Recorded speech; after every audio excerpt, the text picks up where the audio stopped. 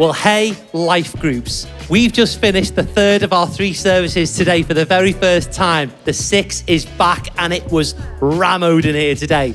But it's great that you've decided to gather just throughout the week as a small group of people just to have some God-centered conversation.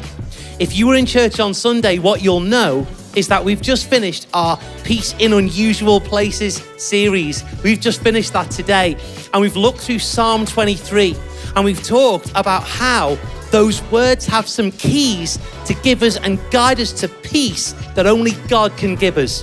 We talked about how peace comes when we submit to God. We also talked about how peace comes when we have to fight for it. And lastly, we talked about peace comes when we remember that God is good. And one of the things that we talked about was how we can lose peace and we can struggle in our lives when we decide that we're going to drive the car. When we decide that, no, God, I've got this one.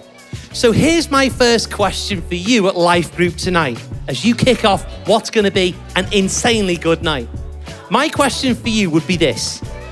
What situation or occurrence has there been in your life where you've maybe lacked a bit of peace because you have decided to take the wheel and hope that God sits behind you and blesses you when you make the decisions? So why don't you let that be the kickoff question, and who's going to be brave and go first?